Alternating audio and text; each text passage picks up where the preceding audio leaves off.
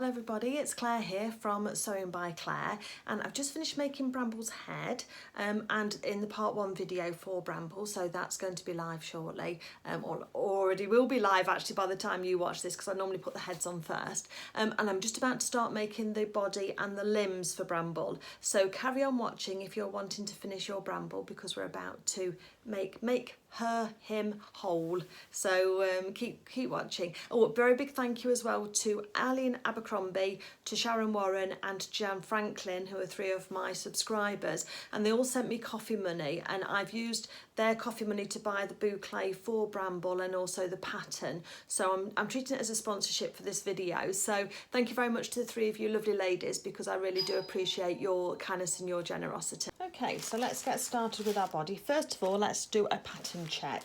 So if you just jump straight into this part of the video, you'll need to pop back into the video part 1 for the head for Bramble, because there I've talked about using the bouclé and also how to cut out the pattern, because you need to make sure that you've got mirrored copies. So by that I mean, if you look at this pattern piece, the front of the tummy is this side on this one, but this side on the other. So they've got to be mirrored if you're cutting on the single. If you're cutting them out on the double like that, which is slightly more tricky to cut out accurately, but it is doable, then you'll already have your mirrored pieces already. And I do go into that into some detail on those videos. So we need 2 tummy pieces, 1 left, 1 right. We need 4 leg pieces, and you'll see here we've got 2 pairs where they point, oh, get the right way, Claire. So the toes are together with the right side of the fabrics on 1 pair, and the toes are together for the second pair. So we've got 2 pairs of right and left, can't get my words right.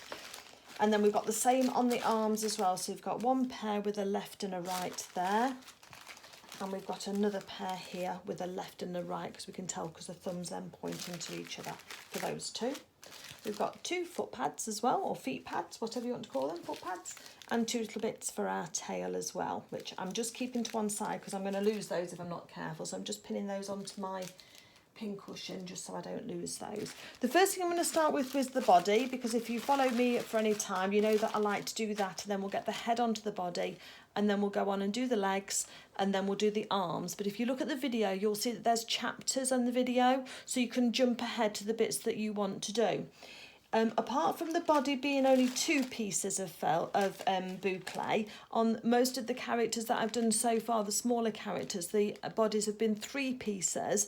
Then that's slightly different, but again very simple. And again, if you then want to just watch this bit, and then you already know how to do the arms and the legs, because we're just going to do those exactly the same, stitch 3/4 round and then stuff, and then ladder stitch shut. Then you can follow along on those other videos if you or jump ahead if you already know how to do those. But for those that don't, if this is your first character, don't worry, we're going to go through everything in detail so that we can get this just perfect for you, and for any recipient you want to give this to. So let's get our tummy pieces, take our pattern pieces off. We're going to put our pattern pieces nice and safe. Make sure that you've got your leg cross marked with a tailor's tack, and then also your end of your dart marked with a tailor's tack as well on both of your pieces, so that we can work with those. Put my pattern out of the way. So keep that. I will be making Bramble again, I have no doubt, because it is just adorable. They are just adorable, not it, is it? They are adorable. So let's have a look at these 2 pieces now. So we've got a triangle cut out at the bottom here on both of them, and that's to form a dart. So what I want you to do is put those 2 end pieces together to get a nice straight edge, and put a pin in there. And then I want you to fold up to where the edge of the tailor's tack is, and just be in front of that, just put another pin, just holding that together. And then I'm going to come back again to where the edge of the dart is and just put a pin in there, holding that together. And then we're going to sew this together. Let me just check my instructions and just see if it's a 1 centimetre. Yes, it's 1 centimetre seam allowance on here. Yeah, so it says sew at a 1 centimetre seam allowance following the curve. So this has got a curve to it. So don't just cut it off, because you want that curve to form the body shape. And then we're going to finish at this point here. So although the slit that we've cut out, the triangle, finishes just there where the red pin is, we're going to carry on following this curve round up until we come off the fabric at this point here, and we're going to do that for both of them. So I'll do one and then we'll be able to show you. I'll do the other one off camera because you don't need to see me do it twice, you can just record. Oops, cables under my desk. Anybody else's desk covered with spaghetti underneath with the cables? So I have my machine now. I've found that if I set my machine at a 5 needle position, and I'm using a walking foot as well, which is what this bulky foot is. And again, I go into that in video 1. So go back to video 1 and just have a look there if you've not seen that one. And I've got that set up so that the edge of my presser foot gives me my 1 centimetre seam allowance. And I've done that by moving my needle slightly across to the right. Also, the tip when we were doing the head was just start slightly in, about half a centimetre or a centimetre into your work, into your fabric, because then if you start there, do a couple of stitches and then go back, you'll find it much easier to cope with this thickness of the fabric here, rather than if you just try to start on the edge and your fabric will all bunch up underneath your presser foot. So let's just start that needle a little way in, a couple of stitches, and then we're going to reverse, and then we're going to go forward again. And then when we start forward, we're going to put our needle down into our work so that we can pivot this and move this around. Got a needle pin straight away, so let's take that out. And remembering that we've got to curve around, so there's a curve here on the edge of the fabric, and we're going to follow that round. So I'm just putting pressure with my left hand, and that's just curving the fabric for me, just as I'm sewing. And then when we're starting to get towards the end of the dart, we're going to sew down towards the end of this dart. And I'm just going to reverse, just stitch there, just to hold that. We don't normally reverse at the end of a dart, especially if we were dressmaking, we certainly wouldn't, because it can be bulky and you don't always go back over the same point. But being as this is a toy, then we're going to leave it. I also leave a tail on the end of my threads for my dart. So there we've got a nice, can you see how that now curves out to provide a bit of a hip for the character? Hopefully you can see, I can probably see it that way, look. Yeah, so that's what happens when you've sewn with that curve. We've still got the tailor's tack in for the leg, so we're not going to take that one out, but the one at the end of the dart, we can now pull on our threads and take that out. And if they don't want to come out straight away, you can just snip them close to where they've been sewn in the joint, and then they should pull it out, she says. If not, just take them down slightly lower, and then just make sure you can't see any of your black thread on the end there. If you can, just use something just to hook underneath them and just pull them out. It's a good way of not marking your fabric, because sometimes if you put a dot on and it comes through on your fabric, then you don't want it to, or it's a bit too permanent. The end won't come out. So it just got stuck in. It's the fluff. Oh, there we go. That's it. Got it now. Okay, so let's take those threads off there. So repeat that again for the other side of your body, and then I'll come back to you when we join these together. Okay, so now what we're going to do is take the two sides of our bramble and put them together, and then you'll notice you've got your notches on the sides. So let's match up our notches first. And we're going to put a red pin in. We'll use our my red pin trick. So if you put a red pin in there at that notch, and then a red pin in at the other notch, the red pins signify to me that I need to stop stitching there, because that's the opening we're going to leave in order to stuff our bramble together. These two darts can be pressed open at the ends, and then a pin put in to hold those together. That's it. And then the other edges should just all match together, just all nicely. So just periodically put a pin through. If you're using the red pin trick, just try and avoid any red pins, unless your pins are all red, obviously. And then that's going to cause you a problem, but hopefully not too much of a problem. You might be able to remember, it's just a little beginner's tip just sometimes too. Remember, the other thing you can always do is something else that I've done before, is just put a double pin in.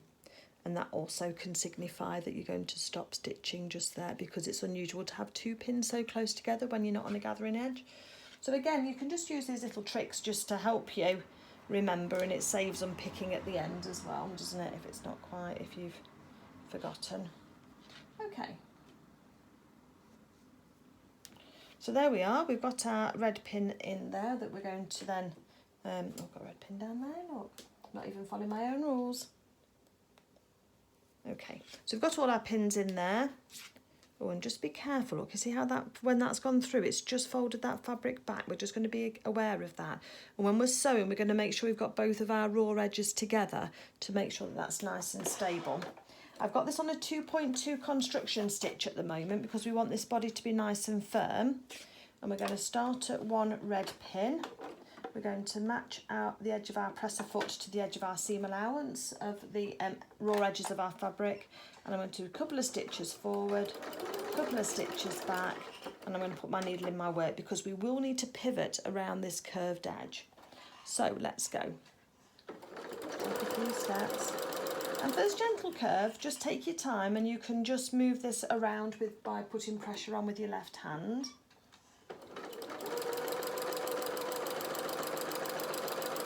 So as we start to get up onto the top here, we're going to need to do something called pivoting. So make sure your needle's in the work.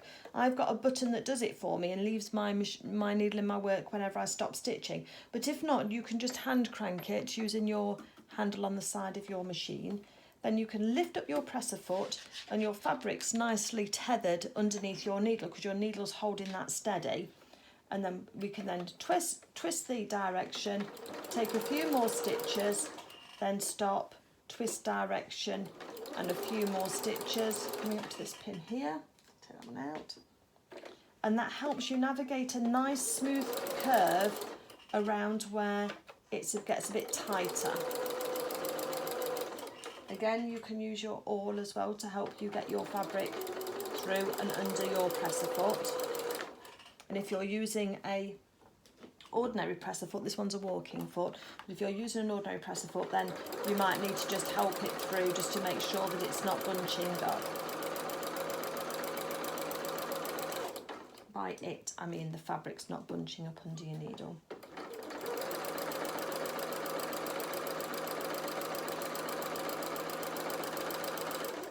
Stop when you get to your pins so that you don't sew over your pins, because that can mess your machine up and cause an expensive repair.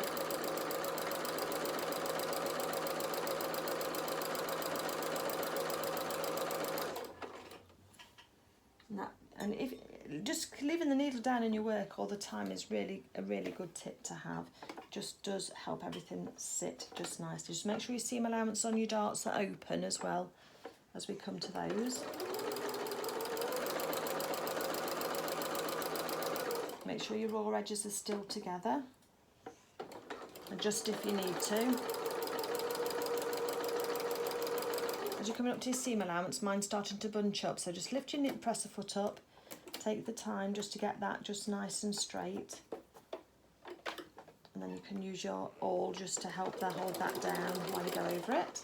Just make sure the end of your awl doesn't get, this is the awl, the pointy tool, doesn't get caught underneath your needle.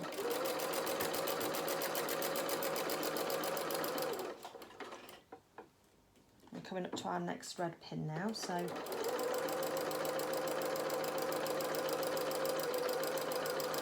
just twisting that work round as we go, and if you need to just leave your needle in your work and pivot, then you can do that too.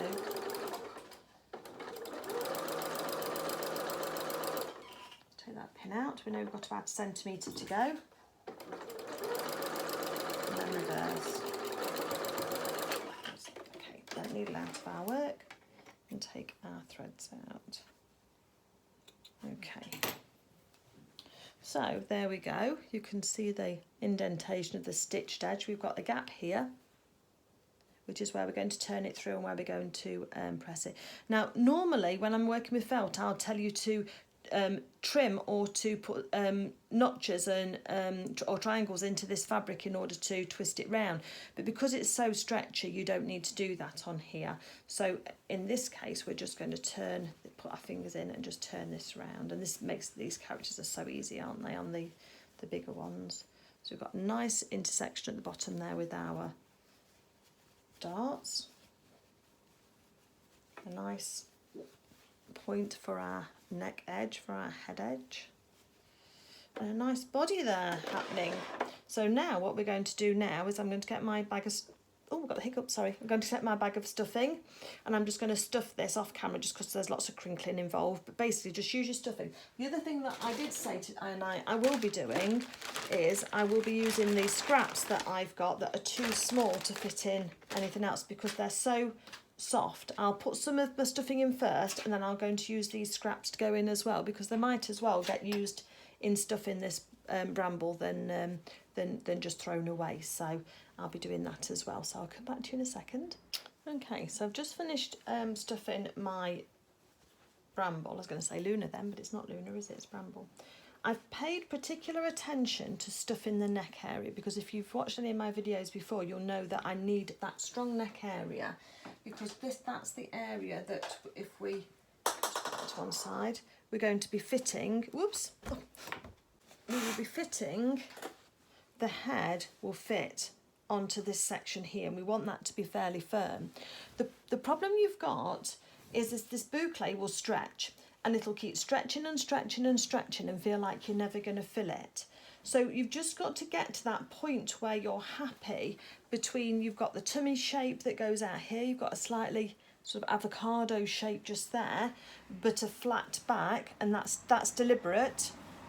And then you've got your, because you've got the darts, you've got slightly wider at the hips as well. So we've got to try and get the shape into the body, but without overstuffing it and making her way bigger than she needs to be. Obviously, you can, if you're not clothing the doll, Bramble, then you can make her or him or them as big as you want to.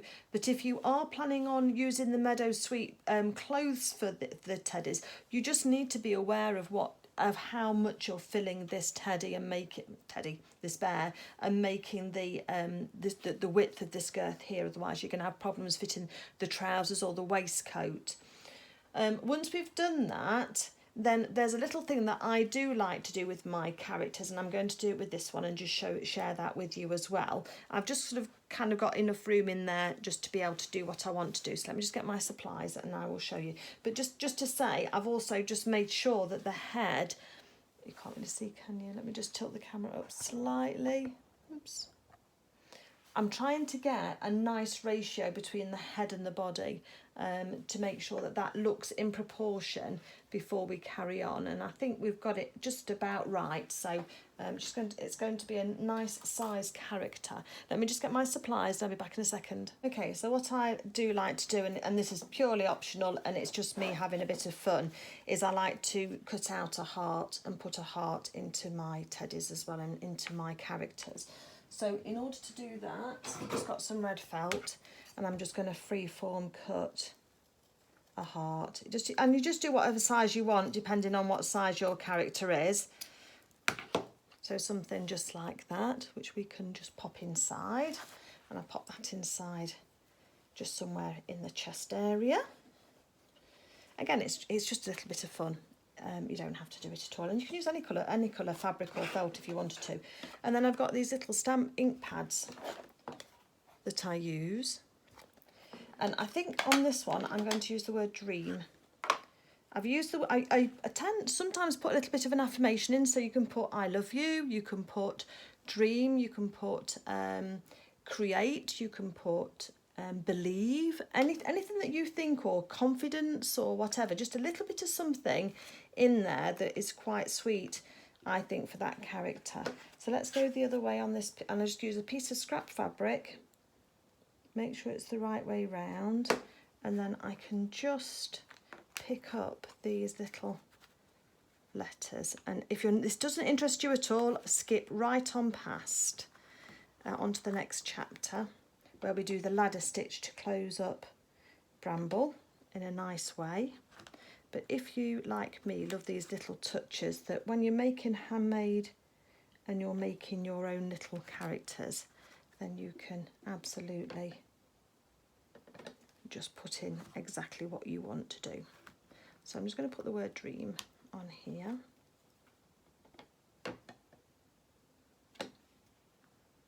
with those little ink pads and stamps. And I've had this stamp pad, I'm careful with it. I keep it in a plastic bag as well to try and stop it from drying out. I've probably had this for about 3 years now and it's working really well. So that it isn't by colour box anymore, but you can get Crafters ink, and it's for fabric, wood and more, and this is in colour stone. And then this little kit here I got from a company called Sostrine Green, if you can see it on there. And at the time I bought this, in euros, it was €6.32, and it was €6.28. So it's not a lot of money, and I do use it for things, so it is quite nice. But then all I do is use my pinking shears, which are the ones with the triangular blades on them. I just cut around it.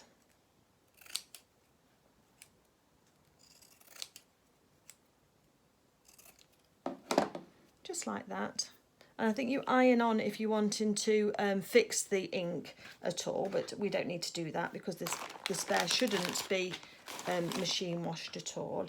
And then I just take my little affirmation and tuck that in as well. So let me pop these away. As I say, it's just a little bit of fun, and I just really like the idea of just popping something inside. And as I say, you can do this if you wish or not. Right, stop waffling, Claire. Right, we're on to ladder stitch now. So now we've got Bramble all ready. We've got all sorted out on the body. So let's get on to the ladder stitch. So in order to ladder stitch, you're going to need to have a decent sized needle because you're going through thick fabric, and you're going to need a length of thread that coordinates with your teddy, and also that's your bramble, and that's got a knot at the end of it. So I've just done a quilter's knot at the end there. Now what I do is I will come out about 1/2 centimetre past the end of the stitch line. So I take my needle in, you can go through some stuffing if you want to, and I just put on that sewn edge, bring my needle out. I don't pull the knot all the way through, I just want it to just be secure in. So if you can see where that is, hopefully, just about 1/2 centimetre away from the edge. Put my glasses on because we're doing some close work. And then if you just put your finger underneath just to hold that edge high, you can then take a couple of stitches, just what I would call in place, almost on top of each other. Just make sure you don't get any loops in your thread, because what that will do is that will secure that knot where there's no pressure on the end of it, so that it won't ever pop open. So make sure that's nice and secure now. Then what we're going to do is we're kind of eyeball where our 1 centimetre seam allowance is on both sides of here, because we're going to do a ladder stitch. We do each side of the ladder stitch separately, but it's a fabulous stitch, so if you've not used this before, then keep watching. And we're going to take a bite, and we're going to go all the way through. So I've got my finger inside the gap, so I can feel that needle's gone all the way through to the mesh underneath of the fabric. So you know we've got this mesh kind of fitting on there. We don't want it to just be through the loops on the fluff on the top. We want it to go all the way through. So I've gone to the right first, and now I'm going to come over to the left here now and take a stitch. So you've got a stitch going across the gap just there, look. Can you see that?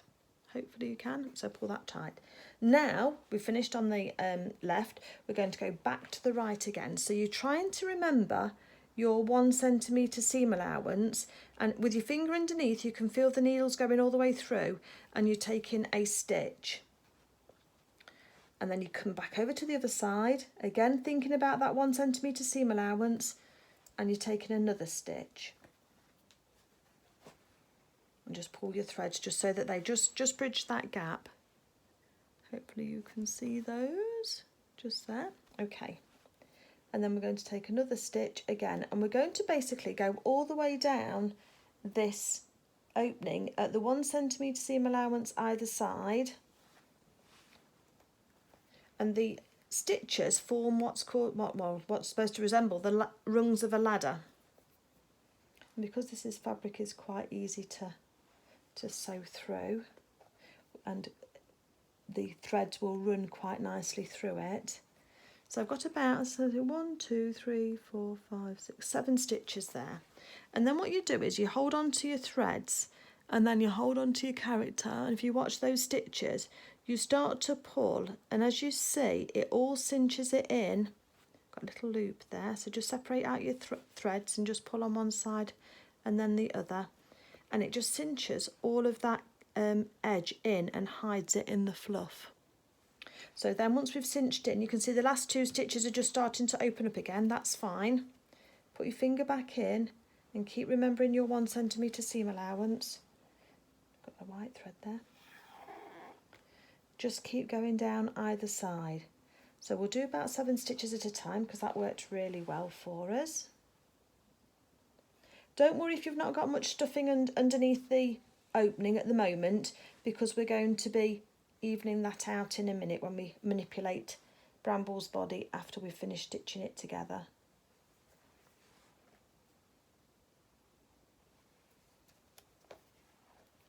It doesn't take long, but it just feels like it's a long time because you're having to do 2 stitches for each pass across. And then once we've done that, just keep your stuffing out of the way. And then once you're ready again, we can then pull on that thread. Don't pull too sharply, just do nice and steady. We'll do the trick, and that goes nicely. Don't worry that it's looking flat and this side is curvy. That's how it's supposed to be. So the back of Bramble is fairly flat compared to the avocado shaped front for her tummy, her or his or their tummy. And then we're going to then carry on down. So keep going on down, doing the same stitch, and then I'll come back to you when we're ready to cast off, and I'll show you how I just reinforce this seam first and then how we cast off. I'm going to finish, as you might imagine, about 1/2 centimetre to 1 centimetre past the end of the opening and into the machine stitching, because I want that the ends of this thread not to have pressure on it from the opening, and by going over the machine stitching at the end, that will help us achieve that. Just try and make it nice and smooth so that it looks nice, and we can just manipulate this at the end. So let me just keep on going and I'll come back to you at the end. Okay, so I'm at the bottom of the seam now, and with this lovely fluff you can hardly see that join at all, I think. And then I'm going to take a couple of stitches in place just to anchor that thread, and then if you wish to, you can go back up again, especially if this is going to be for a child. Then you want to go back up again, and I just literally just over sew through that stitch, those side seams again. I don't do quite as many stitches, but just do one side at a time, and it's just some extra stitches just to reinforce that join. Then when I get up to the top again, I'm then going to take a few stitches in place just to anchor those threads again so that they're all sorted, and then I will bury the tail of my thread in my character's body, and I'll show you how I do that in a second. Literally doesn't take many minutes just to go up here. Just try not to get your needle caught under your fur, because it'll alter how it looks. And just by going side by side, it just makes sure that you don't create a ridge in your stitches and in the back of your character, because that would be a shame, wouldn't it? Okay, getting up to the top now. And again, just indenting the character's body slightly just to be able to get that needle through. I'm going to take my couple of stitches in place, a couple of back stitches along that seam, just little ones, smaller the better, perhaps do 3.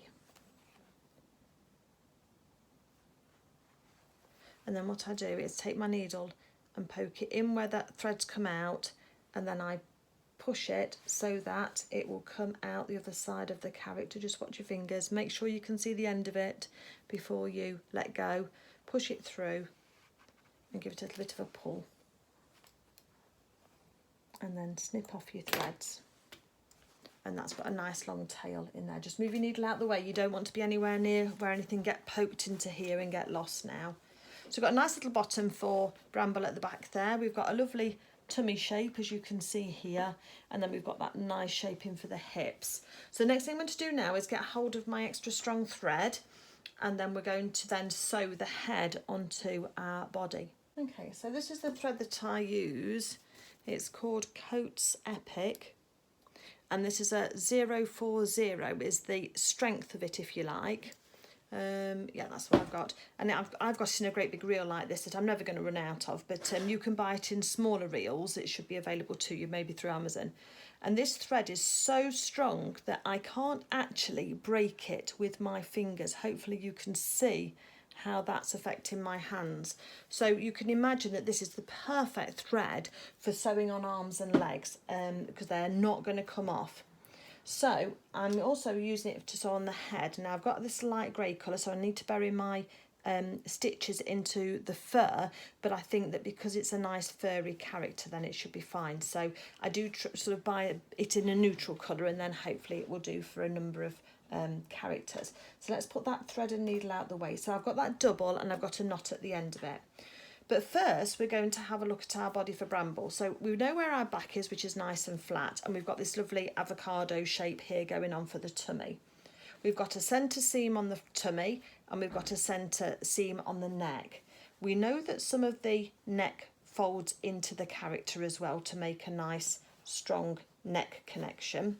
So I brace the body against me, and then I push the head on in order to give it a nice connection point, and I put those two seams together, and then using a pin I take a little bit out of probably out of the body, actually a little bit out of the body, a little bit out of the head, and then back into the body again if you can.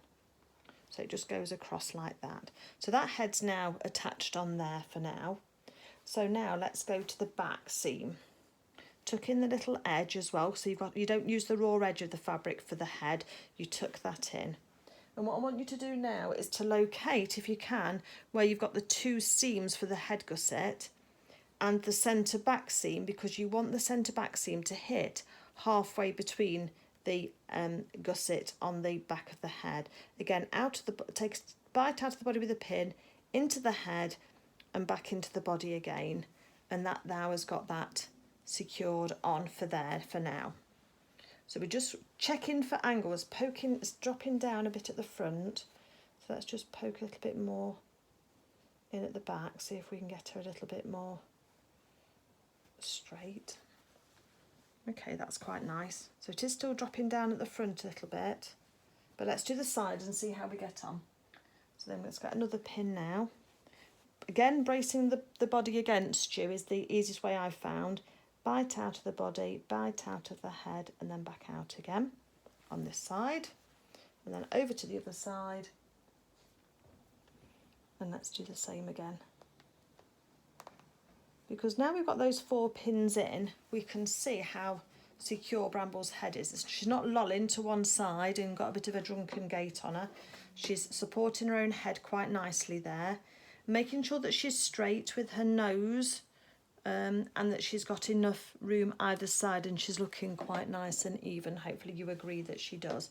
That's how she looks from the side, look, with her tummy. And then we've got the flat back there, look, which comes out then for her bottom. So I'm happy with that placement, so we're going to go ahead and sew that in place. If not, just keep fiddling with yours until you're happy with it. But at some point you have to commit and say, yeah, she's looking good, or the Bramble's looking good, let's go for it. So the first thing I'm going to do is find a gap between my pins, and I'm going to tuck my needle up completely into the head, and then I'm going to come out on the neck edge, having just gone through a little bit of the bouclé fabric. And then I'm just going to pull just enough that the knot has gone inside. I don't tug it really hard and get the knot right to the edge. I want the knot to be hidden in the head of the character. And then just where that pin is, I'm just going to take a little stitch. And again, what I do is I take my stitches individually through the head and then through the body. I don't try and go through both at one stage at this point. Just give it a little pull, and that's going to hide nicely. So again, through the seam here on the centre front. and I'll probably do about 2 or 3 passes round this neck to make sure that it's properly sewn on. So make sure your thread's going to be long enough to do that, and that just makes sure that we can cinch it in nicely and it isn't all reliant on just one row of thread. Once you've gone round, there's my stitches in there, take your pin out, because as you go round you want to remove those pins. Let's just go into the neck edge, and we're just, at this moment in time, you're just trying to attach the two together. We're not going for neatness necessarily at this point, we're just going for a nice solid connection, because we can refine the actual way it's sewn on shortly. We're just trying to make it nice and even all the way around. So they're quite big stitches because we want to get a good chunk of that bouclé in the fabric, but whatever fabric you're making your character out of. Make sure your neck edge is tucked up and inside, don't want any raw edges here. So we've gone past the red pins, let's take that one out, put it well out of the way. And then we're just going to keep on going round. If you already know how to do this, then please just skip forward in the video. You don't need to listen to me waffling on. Depends if you've not done this before, or you've not used my methods of doing it before, then it might all be new to you. So just have to see what works best. Okay, and I'll never know if you've skipped ahead. I hope you're enjoying the video so far. If you are enjoying the video and you think there's value in the content that I've created for you here, then I'd be really grateful if you'd consider hitting the subscribe button, because that says to YouTube then that my videos are worth watching, and they'll push them out to other people, and then we can get more people feeling like they can achieve more than they thought they could on their own with these. Or sometimes just visual learners like to have a video reference, don't they, so that they can see how things are done. And I know that I like to see how things are done rather than just read about it. It's kind of reassuring, isn't it, if you can see the result a little bit easier. So we're coming round to where we started. I'm still taking decent chunks of the fabric, and we're just going to check again. She's got a little bit of a list on one side, so just neaten her up, or them up, whichever, or him up, whichever you're doing, and just make sure that it's not twisted. Make sure your lines are all straight. Now we're going to go round again, and if you can, well, I probably can't, hopefully you can't see any of those stitches at the moment because we're just taking it nice and steady going around there. So I'm going to do a nice little stitch just in place, because that's almost like a lock stitch that just holds that round first. And now we're going to go around again. And if you can see where your stitches are, aim to go in the middle of where your last stitch was. So say that you can see a stitch here, go in the middle of it, in the space that's covering, because that will make these stitches even stronger.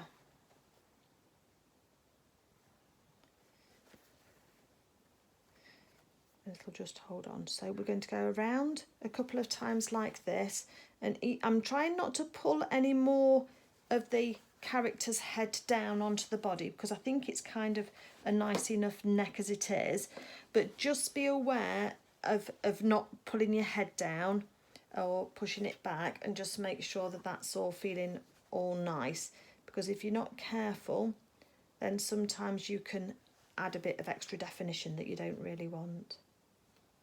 You want a nice firm neck for supporting the head, because the head's quite heavy actually. And in actual fact, I didn't take any stuffing out of this one. I felt it was looking in good proportion to the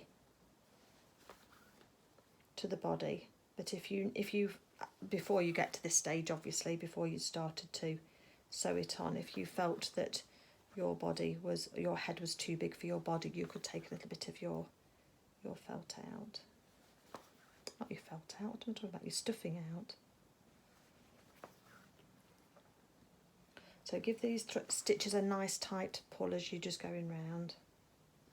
We're coming round to the start again.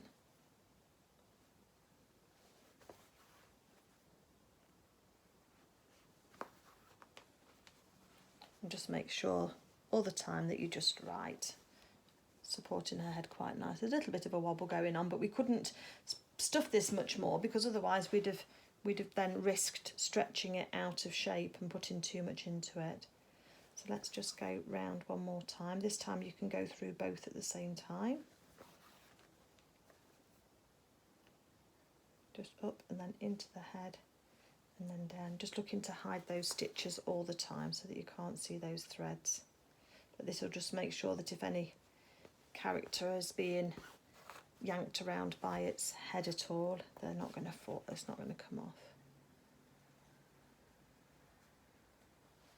So this will be my third time round, and I'm going to cast off after this because, as I say, this thread is super strong, so we shouldn't have any problems.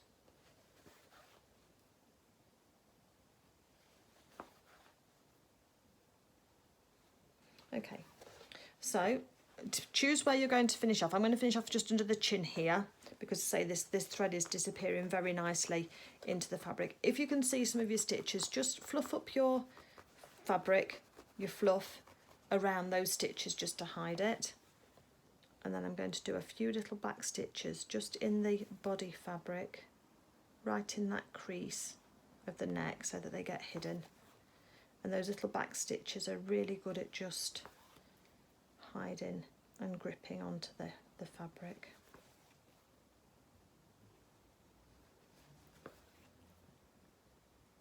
Okay, once you're happy that that's stitched on, you can also do a knot as well if you want to. Do like a quilter's, like a surgeon's knot. So I've gone through this thread twice. Put your needle where your thread has come out, and then if you tighten it up around that needle, then it should stay in place for you. And then you can then put your needle in near there, come out the other side so you've got a nice long tail, and then give that a pull, and it should pull that knot into the fabric for you and make that nice. A little bit of tension on your threads, and then as you snip it just pulls the end in. So there's Bramble's head. Looking good, I think, don't you? Okay, let's stop waffling. Again, now you can just manipulate your fabric, your body if you want to, just make sure that everything's where you want it to be and that's all nice. It's too late to add any more stuffing now, but I think we've got that about right, I think. So let's get on with the, we'll do the legs first because we'll do that to stabilise the body, and then we'll put the arms on last and the tail. Okay, back in a minute. Okay, so working on the legs, you're going to need your 4 leg pieces, and you're going to need to have marked your tailor's tacks where your buttons are going to go for your attaching your legs. Let's just take the patterns off each of these. My pins away and out of the way.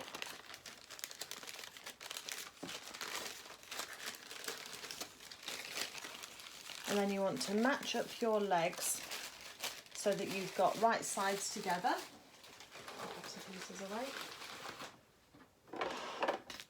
So match up your legs so you've got right sides together, and you should have 2 pairs of legs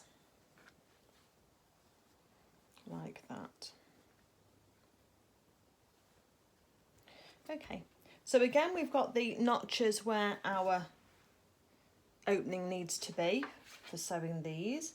So let's just make sure they're on top of each other and put a pin in. We can use our red pins again if we wanted to, just to say that that's our start and stop position. And this time we're going to sew down to the legs, but I sew to just 1/4 inch. Let's use another red pin here.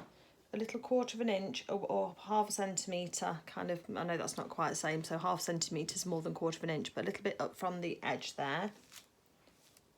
And then we're going to go around the top.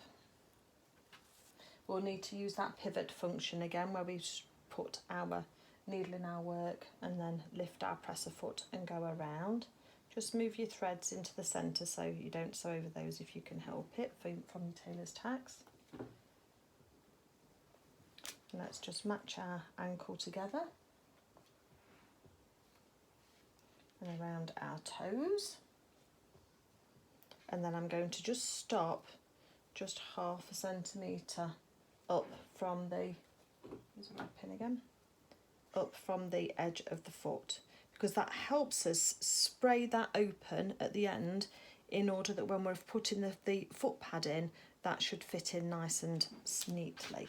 Let's come up this leg here. So again, put in as many pins as you need to, just to feel comfortable.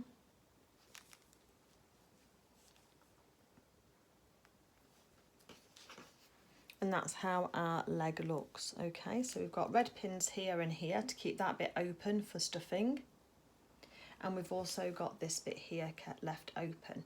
Now, for the time being, we're going to do down the back of the foot here, and we're going to do around this section here, and just so that we can get access to this foot pad, because that will be easier. Will it be easier?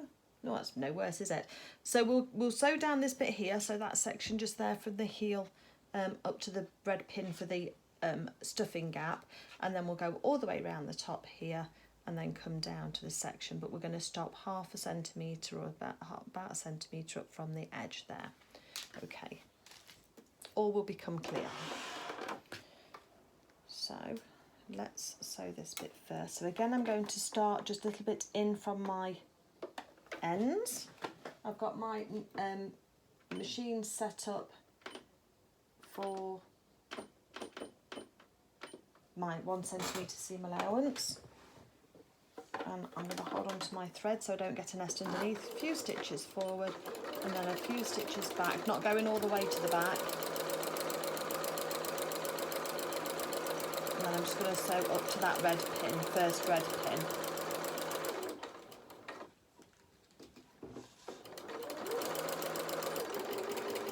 And just reverse at that point. I'm going to take my threads out. Where's my snips gone? Here they are. Anybody else lose all their tools all the time? I'm sure it's not just me. Right, okay, and then we're then going to restart. So I've cut our threads, we're going to restart now at the next red pin, which is our start point again. Just make sure your raw edges are together on your fabric. And then let's do a few stitches in reverse. And then I'm just going to stop for a second to put my needle in my work, because we need to have that in there. So let's come up, keep to the edge as well. So keep to the edge so that you can match the curve as well. And that's why it's useful to have your needle set up so that you've got the edge of your presser foot as a guide. Just starting to bunch up, so just lift up your presser foot and just ease that out.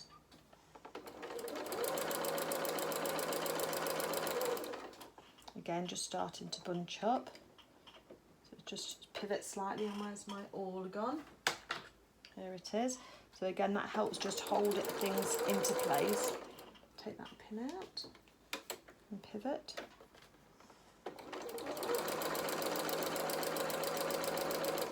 It's very easy to start to nearly go off the edge with this, because with the fabric being so thick, it does seem to want to kind of jump off the edge of your fabric.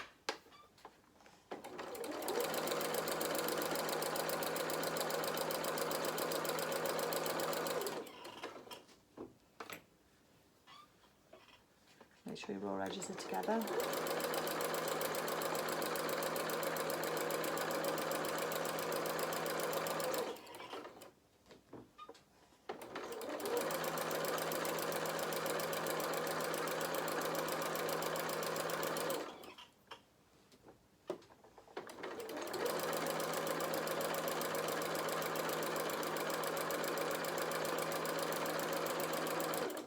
So we're coming now to the curve of the ankles. Let's take it nice and steady. Could take a couple more stitches, I think, forward before we start to change direction. And so I've just pressed the foot up slightly, twisted the direction slightly, a few stitches, and then up and a couple more stitches, and then up and a couple more stitches, and we've got round that curve nicely then. And now the same the other way. So put pressure on your hands this side, and you'll be able to twist that round. If it starts to twist too much, take your presser foot up again and just change direction. And remember, we've got our red pin in there, so we're going to stop at these toes just about 1 centimetre, 1/2 centimetre, something like that, away from the edge. And reverse. threads off, starting and ending. Try and tidy those up as we go along. Right. So here we are. So that's the side section sewn there. Then we've come up to here, around the top, down to the bottom, and then down across to the foot here. And I've just left those bits at the open at the end so they can flare open. So that's deliberate. Okay. I'm not going to turn it out round the right way yet. We're going to take one of our foot pads and we're going to note which is the heel and which is the toe. It's actually the narrow part that is the heel, and then the thicker bit is the toe. And we've got our notches marked on there with that pen that we did, rather than doing, because this, I didn't want this to fray because it just pulls. That's why I've marked it with pen. So there's our wider bit and there's our narrow bit. So let's take our heel bit first. I'm going to spread open those edges, keeping the raw edges together of the heel, and I'm just going to put a pin in the back there, just to hold that steady, just in between those two edges. Look, can you see? And then go to the toe now, because that's the most important bit as well, is to get that notch right in the middle of that seam allowance for the toes, and put a pin in there. So top and bottom are done first. Now we can go across to the edge. Just put the raw edges together. This is going to be super easy on the bouclé, isn't it? It's not so easy when you're using just ordinary cotton that doesn't stretch, but this bouclé is going to go in beautifully. We're going to need to do lots of pivoting around this. And if you want to tack this by hand first, then feel free to do so. I think I'm going to just go for it because I think it's going to be okay by machine, but on some of the smaller characters you'll know that I have tacked this first. Let's hope I don't end up regretting not tacking it, hey? So there we go. So we've got our foot pad is lovely and flat. There's no puckers in any of that.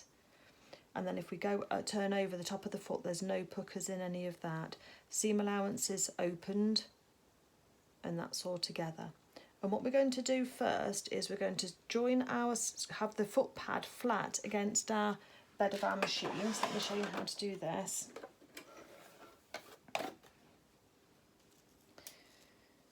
Foot pad against the bed of the machine. And then I'm going to have the leg fabric up, because there's more fabric in the leg fabric than there is in the foot pad. So I've got to control this top section here better. Can you see how that all needs to be controlled? So I'm going to guesstimate where my stitching finished when we went over the toes. We know it's roughly about 1/2 centimetre to 1 centimetre in. Let me just have a quick look, see if Sarah says to do a centimetre seam allowance for putting the foot pad in. Yes, 1 centimetre seam allowance. Okay. And then we're going to just take a couple of stitches forward and a couple of stitches back just to start those threads off, and then put your needle down into the work. Got a pin at the back there I can take out of the way. And I'm about to come onto a pin as well on the front. So take hold of your awl, because we're going to be needing that for manipulating, and then hold your fabric, the extra fabric here for your foot, out of the way, so you've got a nice clear run just for that first section here, which is about 1 inch. And then we're just going to keep into our seam allowance to keep them regular and even, start to go round. So stop, leave your needle in your work, and then you can just lift your presser foot up and you can just manipulate your fabric just to make sure that that's going all nicely and where it should be. Got another pin to take out. Let's go around a bit more. And this is quite a gentle curve at the moment, which is good. So again, needle in the work just to hold that, really just anchor it down for you. Now we're going to take the heel and the leg of and move it towards the back, so that exposes this run up now to this heel joint. Really important that both your raw edges are together on your fabrics. Make sure your seam allowance is consistent, and then start going again. All the time you're kind of putting pressure with your left hand just to sort of help go round. We're not sewing in straight line and then changing direction. You're gently trying to get round that curve to give you that lovely shape that we want on the leg. And we're going up towards this seam allowance now, so I'm going to press up put up my presser foot and I'm going to smooth the seam allowance for the back of the heel down underneath the presser foot, so that gets caught at the back there. And there's my pin showing. So I've got the rest of the foot here out of the way, and I've got my leg out of the way as well, just pulled back, and then the seam allowance is just tucked under, so I'm just kind of going to sew that seam allowance open. We can probably go straight over it on this one. No, we won't. We'll stop and we'll do it again. So sew that seam allowance down. Just go to where that pin is. Couple more stitches and then reverse. And then needle out of the work. And we can just check so you can see how we've got a nice curve going on around here. Take my starting threads off. Then what I'm going to do now is move the bulk of the leg over to the side. So that's the side we've sewn. So I'm moving the bulk of the leg over to the other side. I'm opening up that seam allowance so I can see the point where we finished sewing before. And I've moved it over to the other side before I start to join my threads and my sewing line back up again. It just seems to give a bit of a better finish. And if we miss it, don't worry if you don't quite hit it in the right place, because we can just hand sew a few stitches into place if it's not quite right. So again, just do that pivoting and just get everything right. Smooth your fabric over. Make sure your foot pad is flat as well, so you're not going to sew that in half.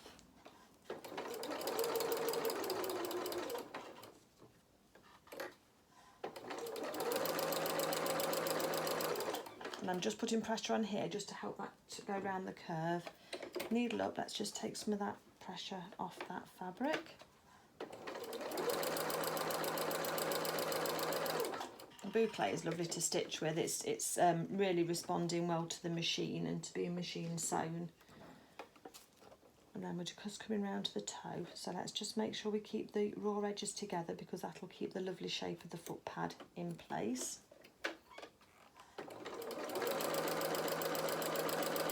I'm getting close to that seam allowance down the toe, so I'm going to lift up my presser foot and I'm just going to smooth the seam allowance underneath the toe and get the bulk of the toe back. Make sure we've got the edge of the foot there, we have, and then keep sewing round until that stitching line joins up again. Let's take our thread out. Okay, so I've got a little bit of a jog just there, so I'm going to go back in again and I'm just going to neaten that up. You see how the fabric has moved slightly out here. So I'm just going to neaten that little edge up. So let's just take the thread back in again. I did have my needle in the work, but it just seems to have just stretched it slightly. So go back over to where it was okay first, and then just sew it down until, as I've said before to other people, it's not about not going wrong. Nobody can be perfect all the time. It's about just knowing how to correct it. So there we are, we've got that little jog there corrected with a bit of extra stitching just around there. So that's how we're looking at the moment. So let's take those threads off, our machine back. And then I'm going to turn this round. So if you put your finger thumb inside, go to the end of your toe, that's the easiest bit. Hold on with your finger and your thumb and then just push it through. Got plenty of give on this bouclé, so you'll be fine to pull it through.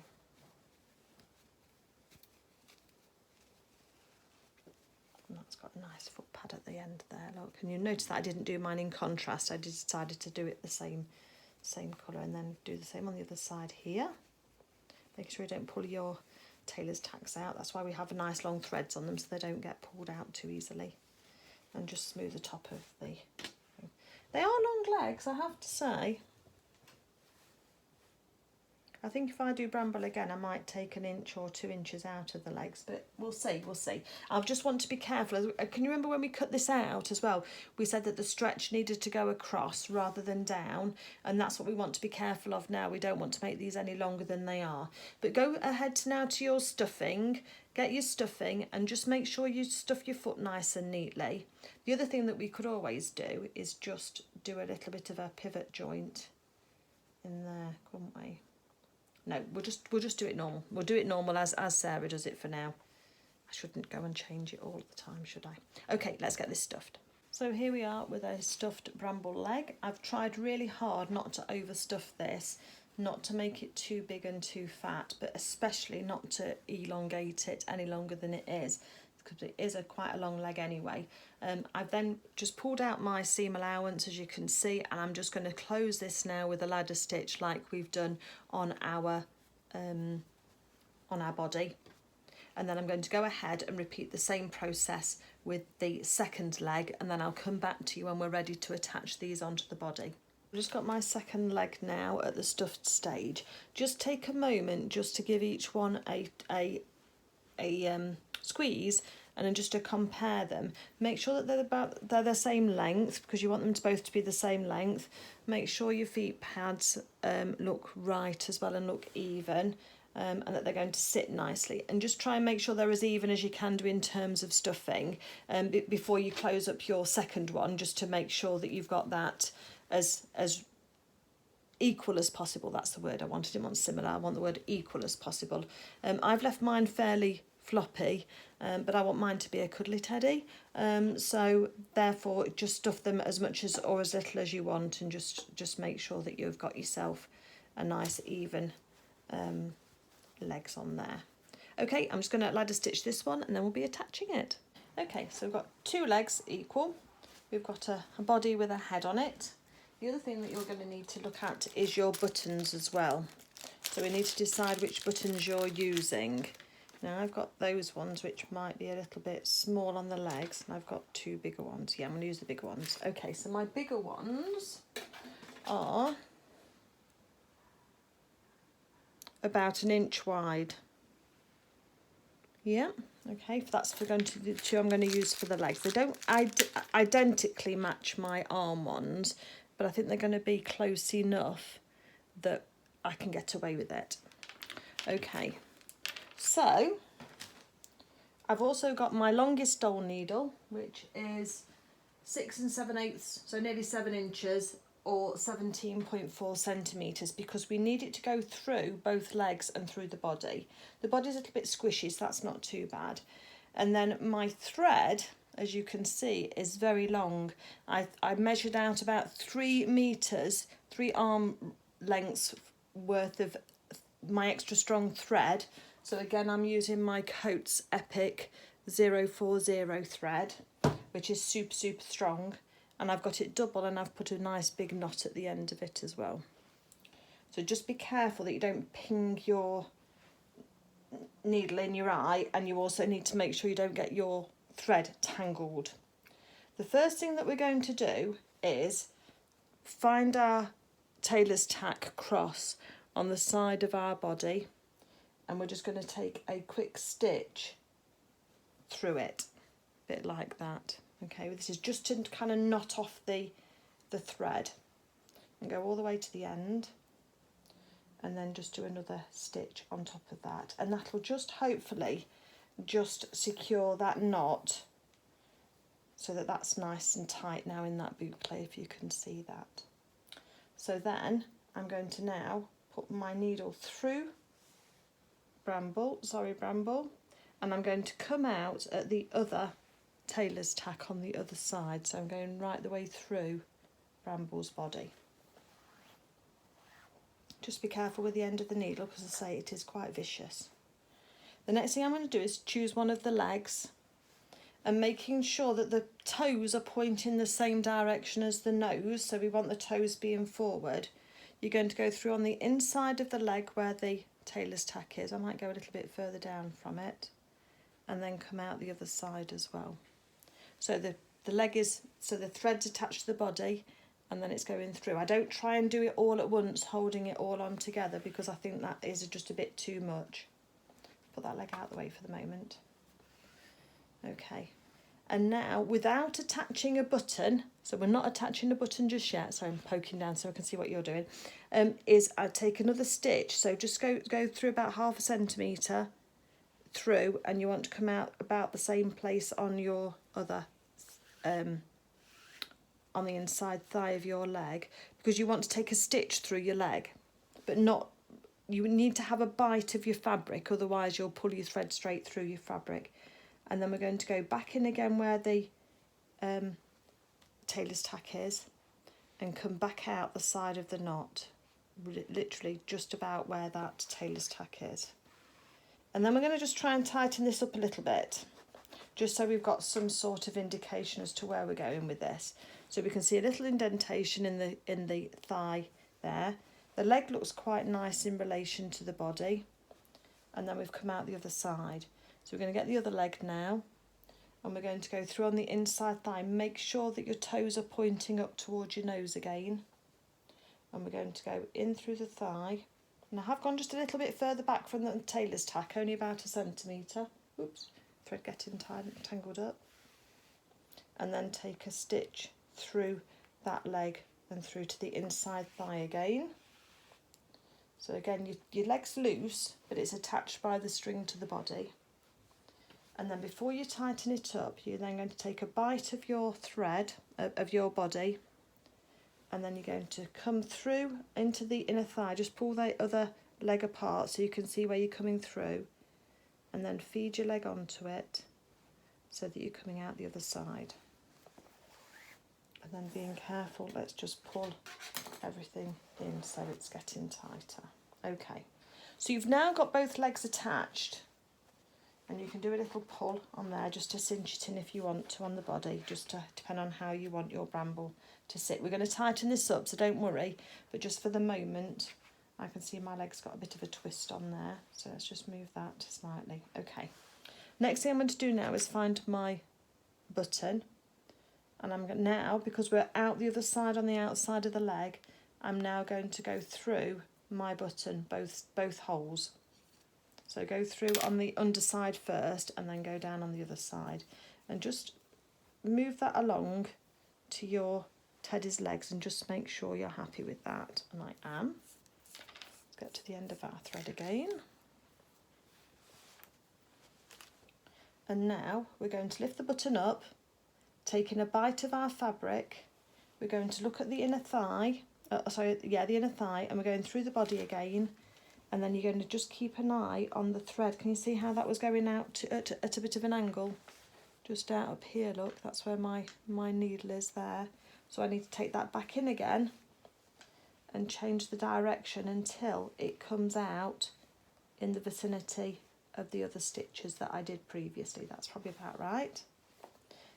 My leg is got twisted slightly, so just pull that thread through now. Give it a little pull so it's just starting to get a little bit of tension on it, and then go through the inner thigh where the other stitches have been. Because these buttons are 1 inch wide, you've actually got quite a lot of scope to take a nice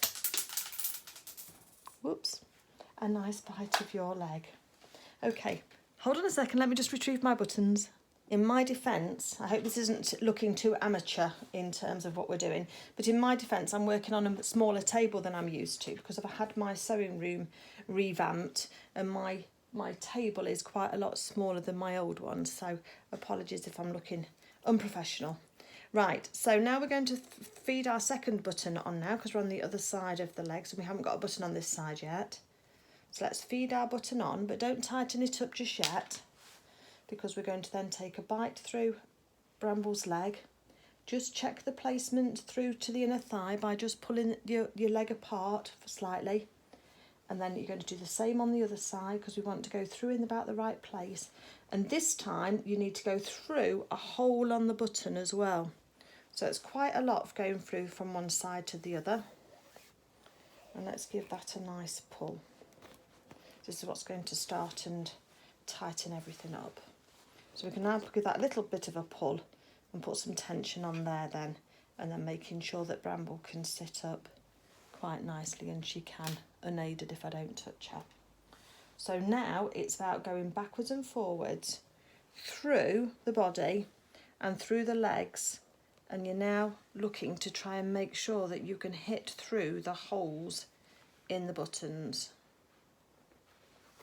Just take a little bit of practice, this does, and there's nothing you can do about making it any easier. It is just a case of just trial and error and just taking the needle back out again until you can feel that needle go through the other side of the button, just there, and then you can then pull it through again. So you can see I've still got a nice length of thread left. Just make sure you don't get any knots in your thread. Take the time just to undo those, and be watching out as well for loops in your thread when they're going through your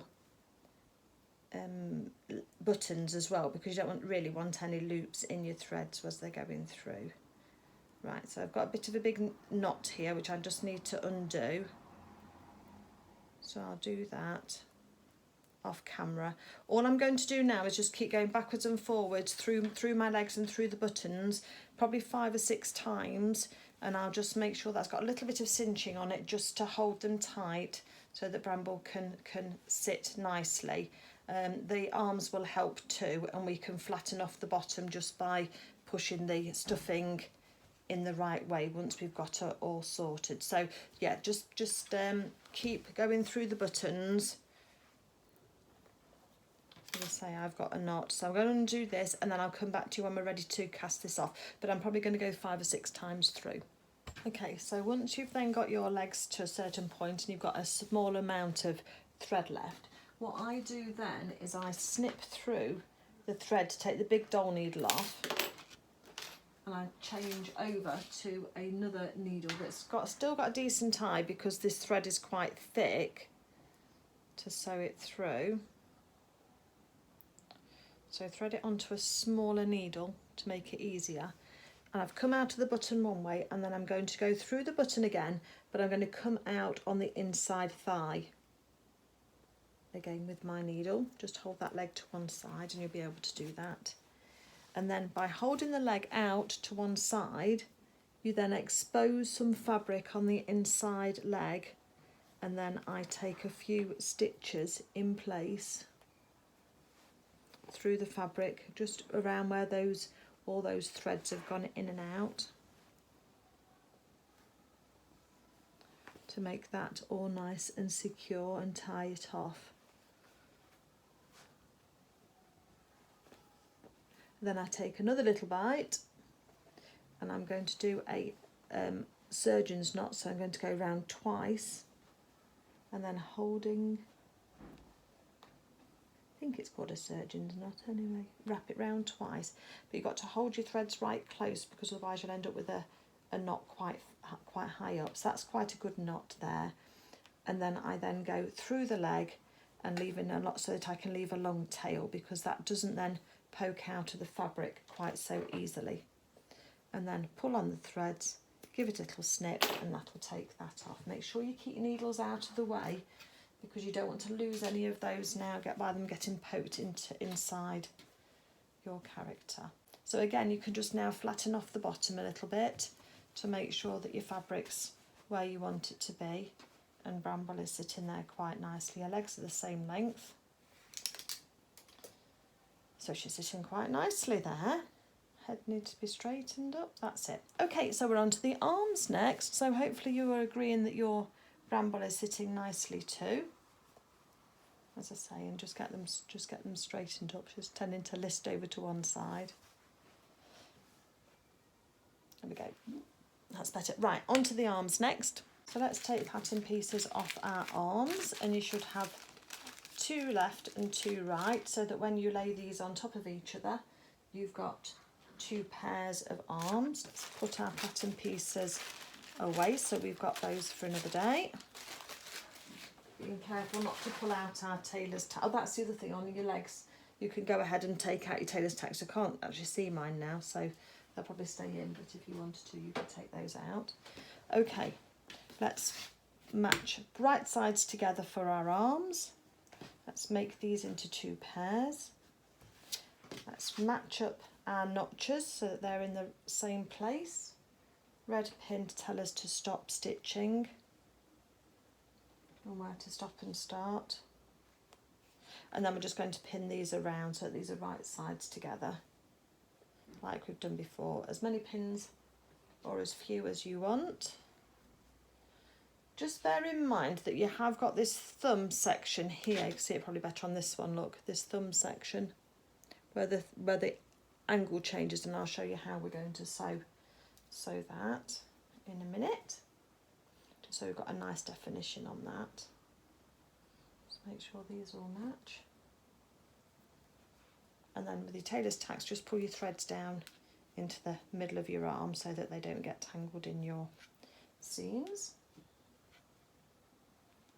Okay, so we're going to take this to the sewing machine, and we are going to start here. We're going to sew round here. We're going to change direction here to sew round the thumb and keep into that shape, so you've got that lovely banana almost shape, haven't you, for the arm.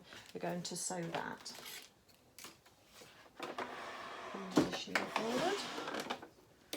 And because it's been off, the needle will have reset, so I need to put that back to the 5.5 position. Get my 1 centimetre seam allowance. There's my gap. So the gap is usually on the back of the legs and on the back of the arms, just so that I point that out in case you're wondering. You wouldn't really want to have a join with a ladder stitch, even though it's quite invisible, once we finish with it, on the front of your leg, just in case any of your stitches are visible. So let's take that pin out, do a couple of stitches forward, a couple of stitches back, and our needle and our work. Okay. Let's just take our time sewing around this. You can use the awl as well, just to help that all through.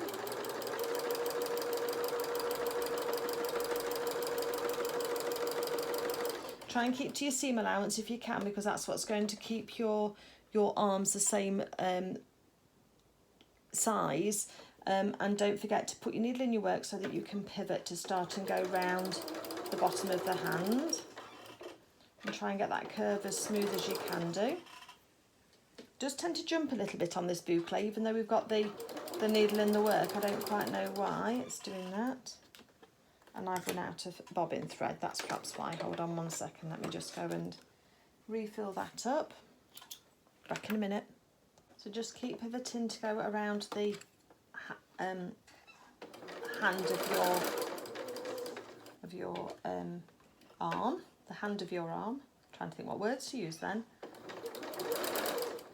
And then, as I say, the seam allowance is what is going to keep these the same size. So coming up towards the thumb section, so just make sure your fabric's just moving nicely. Make sure your raw edges are staying together. And we're going to go quite up. So we're going to, let's use this one.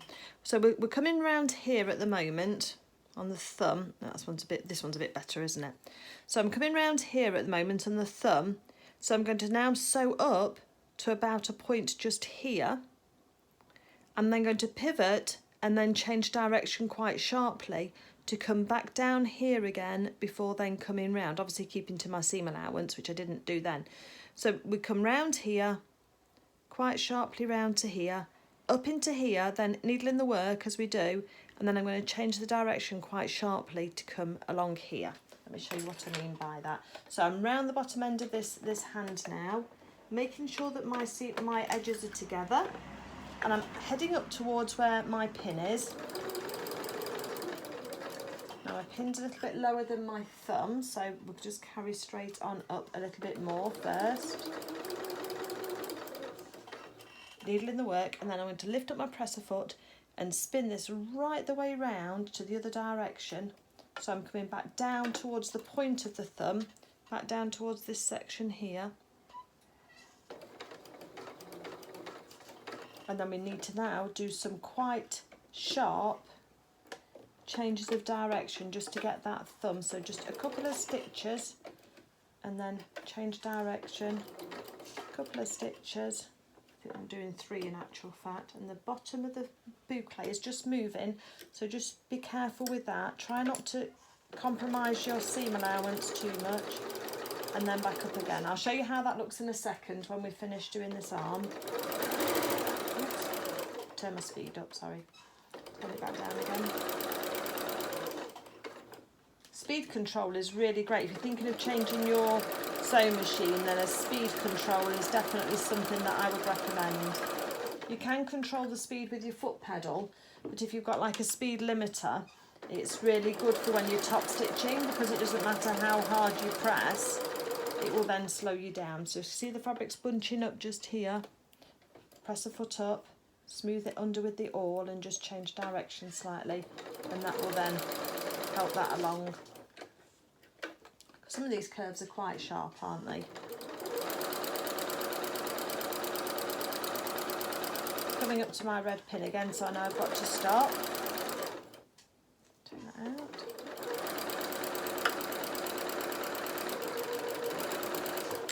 I think these gaps are quite generous for stuffing as well, just so that you know. And then we can take our starting and ending threads off. So this thumb's quite sharp compared to what I would perhaps normally do, but we'll still get the shape. Can you see that, how that is? So you could have been a little bit softer on that shaping. But the other thing that I'm going to do now is just snip into that cleavage, or that crevice if you like, that V shape. Not right close because we don't want it to fray, but close enough that that will then be able to turn out and make the thumb separate. So, got some extra threads there, we'll just get rid of those. So what we're going to do now is we're going to put our finger and thumb in and turn this around. And you're going to repeat this obviously for your second hand as well, but I'll do that off camera. You can just rewind the video if you need it.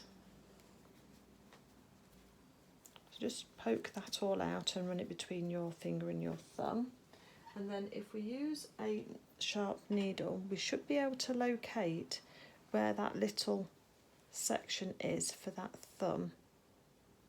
And it should pull out slightly. Is it that side or is it this side? It's hard to tell on this fur, isn't it? But we should be able to pull some of that thumb out so that we get that shape. Should be on that edge. I might have made it too narrow for it to be a good thumb, if you like.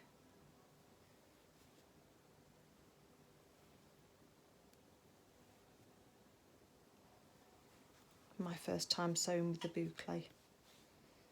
So yeah, I've made it perhaps, or I'm just not in the right place.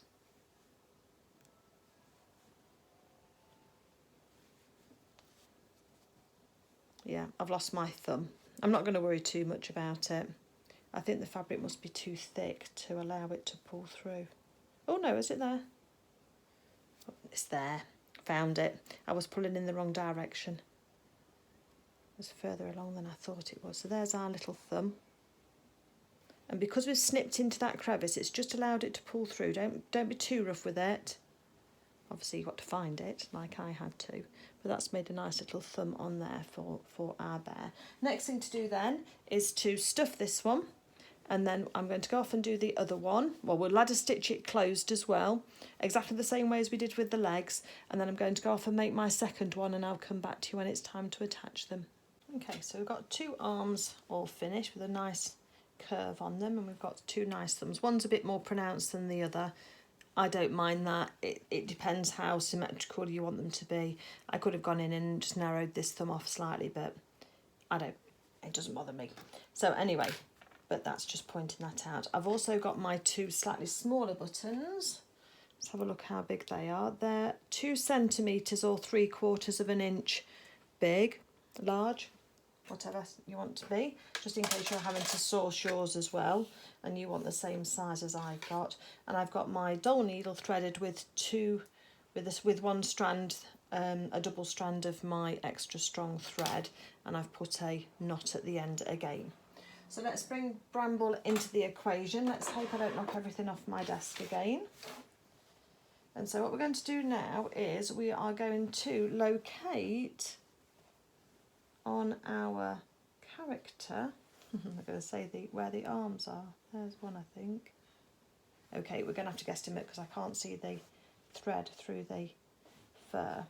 Okay, so we want a little bit of a neck and shoulders to Bramble, possibly there.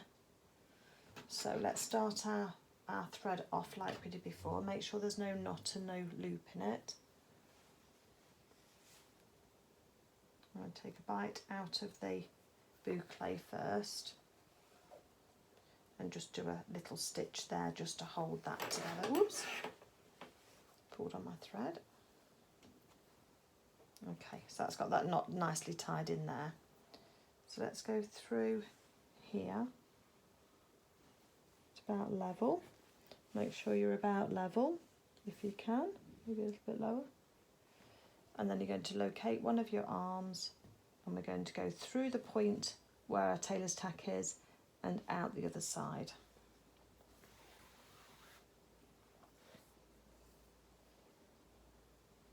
And then going to go back in, taking a bite out of the bouclé to the fabric, back in a little way away from where we came out the first time, and then I'm going to locate where that knot is roughly on the other side and come out in about the same place. I don't want the arms too far forward, but I don't want them too far back either. So let's just get them in place first and attached, and then we can just fine tune that afterwards. So again, through the inside of the arm and taking a bite of the bouclé. And then let's just cinch that in towards the body and have a look from the side. So that's looking okay. Nice, got a little bit of a back here. And we've got our arm there. They'll be posable to a certain extent. And we've got a little bit of a gap for the neck. And again for the other side. So I'm happy with that. I'm going to go with that. So let the arm drop, go through to the other side again, through onto the inner underarm really, isn't it? And then out again roughly where you were.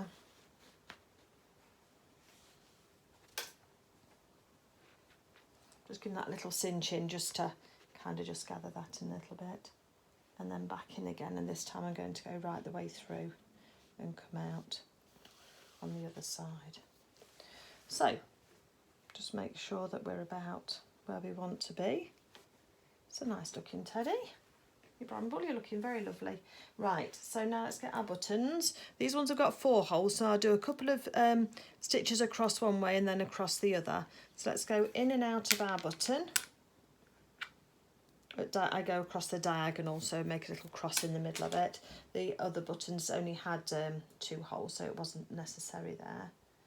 And then I'm going to go in a little bit lower. And I'm going to come out. Just keep going backwards and forwards and just changing your direction slightly until you come out where you would like to be.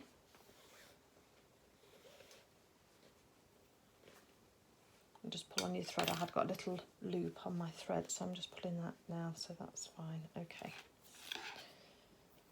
Then we're going to thread on the other button, again diagonally.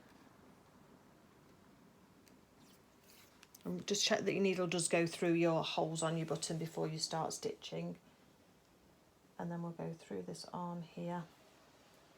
And then now's the difficult bit, because we're going to try and come through the holes on the buttons without stabbing yourself, but you want to go through the correct ones that you're aiming for. So I've got a little loop on that button, so let's just separate those threads and pull them tight. Little cinch in, and then through the diagonal button again. Just watch your fingers, because these needles are very sharp, and we're looking, you probably can't see if my big head's in the way. And then I'm aiming for that button again. So I'm going to go through these 3 times, I think, each direction, and then that will then give us, that'll be enough thread. And the reason why I like this extra strong thread as well, and I like using buttons, and I know that there's some, not controversy, but there's some opinion on whether you should have buttons on things for small children, and that's down to the choke risk that buttons can present. But when you've got the plastic in the centre of a button and you've got the strong thread, your thread is not pulling on the fabric to hold the arms in place. It's pulling on the actual button itself. So the buttons itself and on the legs here, for example, that's a really strong join now. That isn't going to just, you know, with lots of flinging around and what have you, it's not going to just pop off. So do consider using buttons for your fixings and apply the correct choke risk labelling to, you know, to your gift if you need to, just in order that you've got that ability, because your fabric is not as strong as the plastic, and if your threads are pulling on the fabric, at some stage you're going to get a hole in your fabric and the threads are just going to pull off, or the arm's going to pull off and leave the threads intact. So having a button, it acts like a stopper, and it works really well. So that's just to explain that little point, because you might know it, but it might not have sort of, I don't know, sometimes things make sense when people have explained them, don't they, a little bit better. Right, so now we're going to go through the other direction, orientation. I'm going to carry on now with my buttons and get those sewn into the right position so that I'm happy with those. And then I'm going to cast off exactly the same as I did in the underarm, like I did for the leg on the inside thigh. So I'll do that and then I'll come back to you.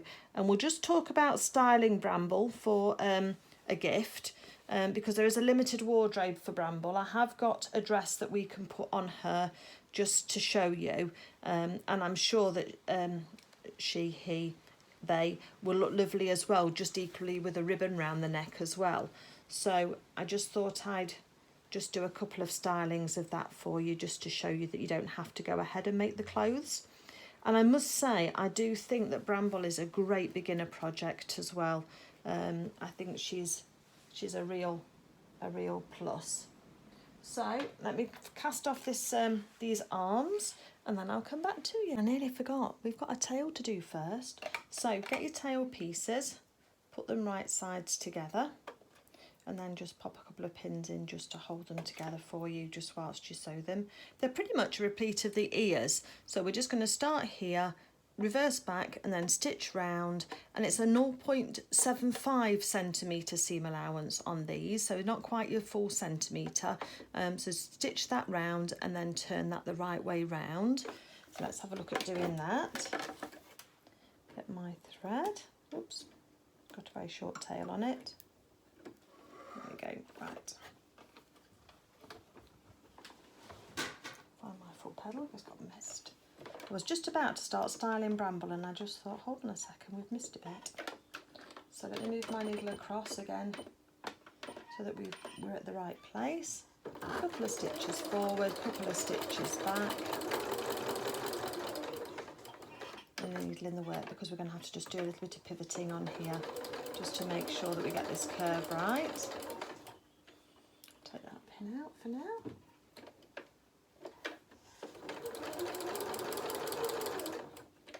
So you can see how when you're smaller seam allowance, your fabric wants to jump away from being under your presser foot. So do have your awl to hand. Oops, I'll put mine away, look.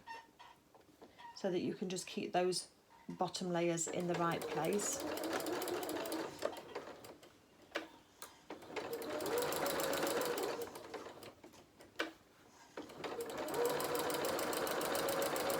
And let's reverse at the end as well.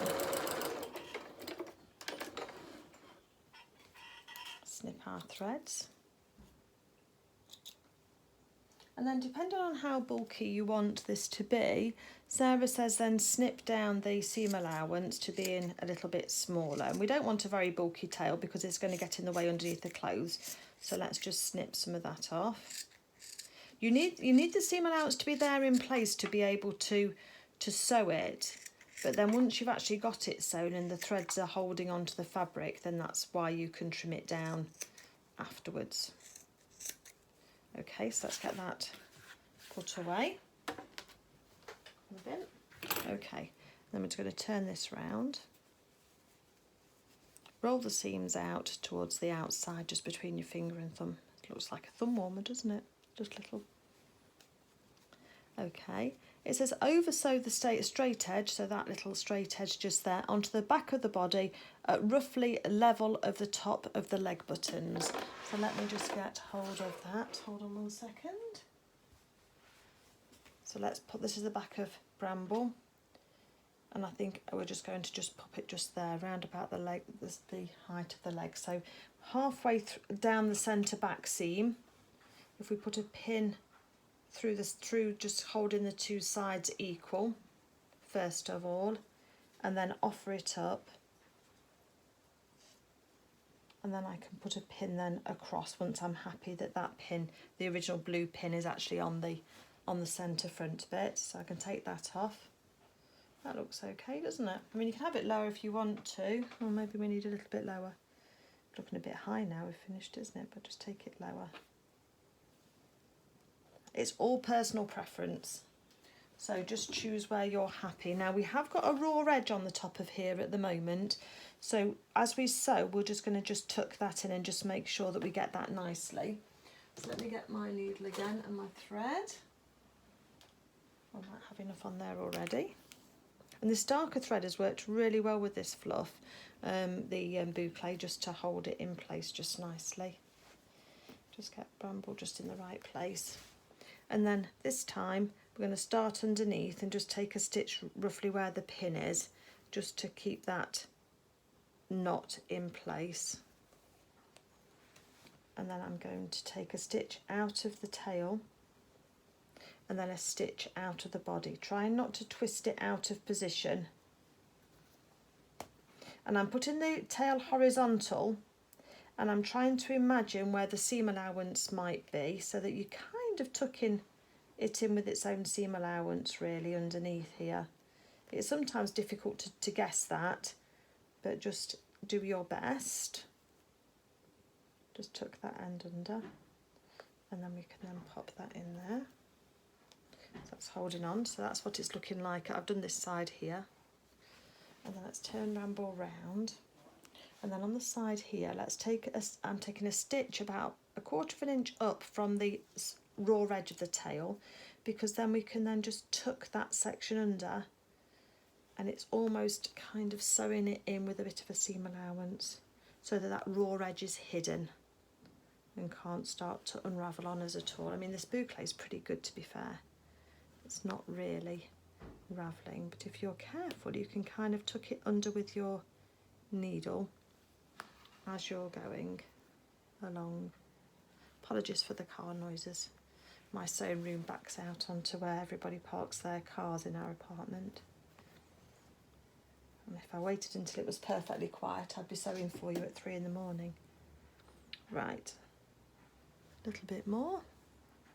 But can you see how that's just tucking under? Hopefully you can just see that, and just push it under. It's a bit like doing needle turn applique. You're just pushing it under with your needle. You're taking a bite out of the body, and then a bite just higher up on the tail. So I'm coming out just there, look, as the edge of the tail's just there, so you can see the difference between the two. And then when you tighten that up, it just sort of pulls the tail on to turn up that little bit of seam allowance. Let's come around the side to do the same thing here. Just tuck it under with your fingernail if you need to.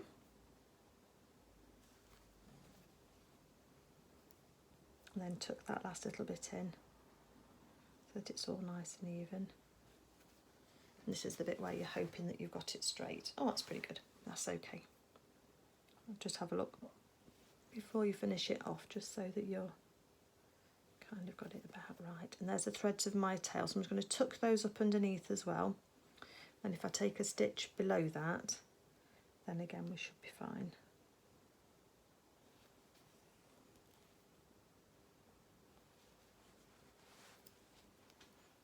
Just a couple more stitches round. So you can go around again if you want to. I haven't used my super strong thread for this.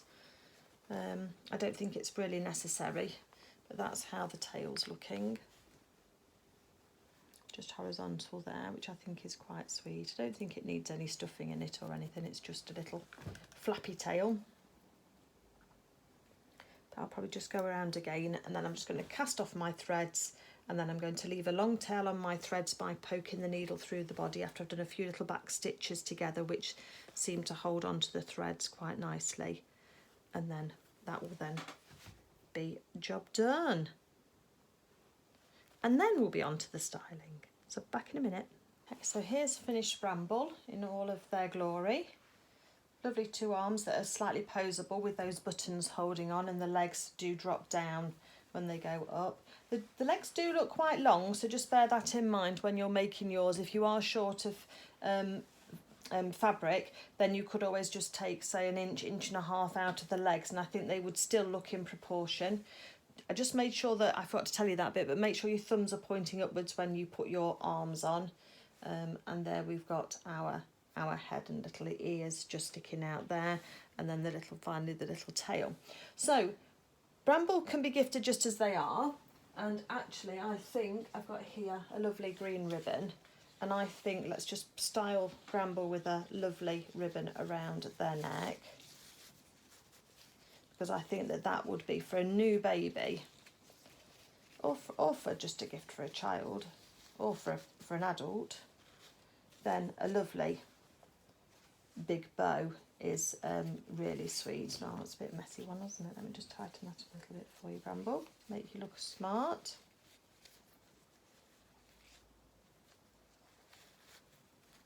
And obviously you can trim your ribbons as much as you want. So that, I mean, that's a beautiful gift for a little baby, isn't it? Or just for somebody as just whatever. I have used very successfully little parcel tags, you know, like the brown paper craft ones, and you can put a note on and hang that from a ribbon, or a little pin on it, just to say that, just to be aware of the choke risk, because we have used little buttons on these. But if you use the safety eyes, you should be fine with a child. Just got to be careful of the buttons. So that's one way that you could gift your Bramble. And then the other way is that I've got here just a little something I made earlier.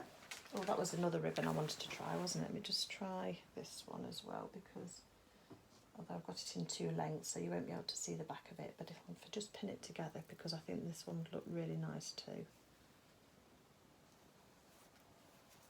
So this is a satin edged organza ribbon, which gives a nice stiffness to a bow. The other bow was quite floppy, wasn't it?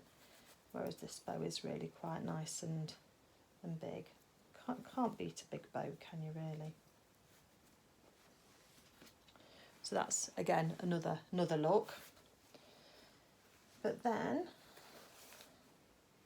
I've got here the Meadow Sweet Old Schoolroom Dress. So there is a collection of patterns that is designed by Sarah Peel of Cool Crafting, who does everything Luna Lapin, who's the designer of Luna Lapin. And she has designed a collection of clothes specifically for these bigger characters. Now, people have said the sleeves are quite tight, and I agree. So at some stage I will do a video of how to alter these seams, because I have done this at the smaller seam allowance, which is what Sarah recommended for these characters if you're sewing them for a smaller, for the bigger friends. So I think with Flora you don't have to. It's you don't have to have a. I probably still would for Flora actually as well. But that sleeve is really quite tight on there. The neck is okay. That's fine. Tummy feels okay, I think too.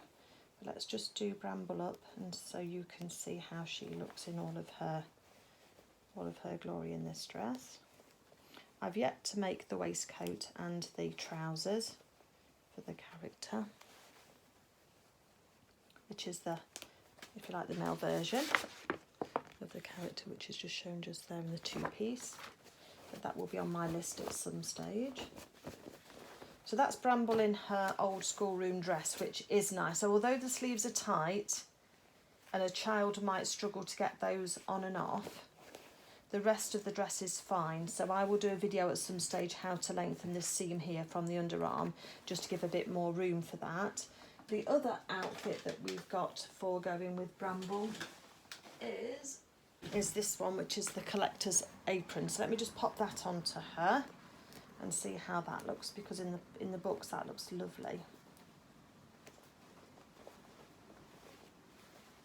There is a video how to make both of these garments on my channel already, and that was sponsored by one of my subscribers. Just be careful with your arms when you're taking the dress off, because I say that is very tight. Put that out of the way for the moment, because I have seen Bramble just in the old, not in the old, in the collector's pinafore, just as a standalone garment. Now this one I didn't put the buttons in the back or onto the front until I'd finished it, but it's got a lovely bow here that you can cinch in on the back to make that fit. So let's just cinch that in nicely.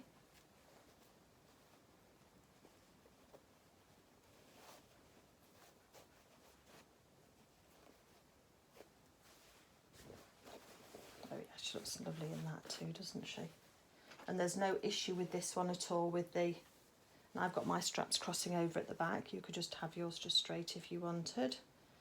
And then I was just using these pins with buttons on until I could try it on to Bramble, in order just to see how that looked for her.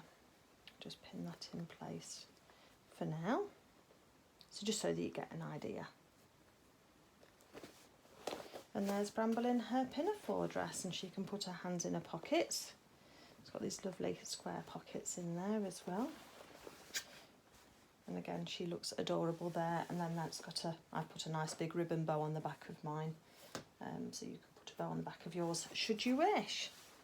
So let me just tilt the camera up and we'll have a quick chat and do a bit of a roundup, and we'll all be done. Okay, so here's Bramble. Excuse my professor hair, creative hair I'm going to call this. I was up at 6 this morning to take my husband to the airport, so apologies for anything that I look like, but it's all about Bramble today, isn't it? Not about me. So here's Bramble in all her glory. If I just sit her near my shoulder, hopefully you can see what kind of size she is. So she's about the span of a palm from top to bottom. If we put her against Luna, then you can see the difference in size there. So she is quite a lot bigger. And then I think Hamish is a decent size as well. So let's pop her against Hamish, or Bramble against Hamish, and you can see the size there. I think she's an absolutely, Bramble is an absolutely adorable creature to make. I think it's fairly straightforward. I think it's a perfect start for a beginner. I think the bouclé is easy to work with, just that little thickness you just need to be aware of, but I think that Bramble makes a really rewarding sew as well. So if you were wanting to start anywhere with Luna Lapin, then Bramble would be an excellent place to start. And as I say, the materials have probably been about €8 or £8 for the bouclé, because you need just over half a metre, and it's no, you don't, you need just over 1/4 metre, and half a metre is £8 at the time that I bought this, which was June 2023. And then with the buttons that you've got from your stash and a little bit of stuffing, and you're good to go with a bit of ribbon around the neck should you wish. So I just want to say a big thank you again to, let me think about, Aileen Abercrombie, to Sharon Warren and to Jan Franklin for their kindness in sending me a coffee, and it's enabled me to purchase the fabrics for Bramble and the pattern. And I hope they love Bramble as she is now and all finished. So I hope you've enjoyed sewing along with me today. If you have and you haven't as yet and you're not a subscriber, please just check that you are a subscriber, because I really do love to have you along with me. And once you're a subscriber, you can also click the notifications bell, because we've got some really exciting projects coming up. You've seen some of the kit openings that I've been doing, and I need to make all of those garments up and get ready, and we've got a very special thing coming next month as well, so that'll be something to look out for. But yeah, until then, everybody, have a great day, happy stitching, and thank you for being here with me today. Take care, bye.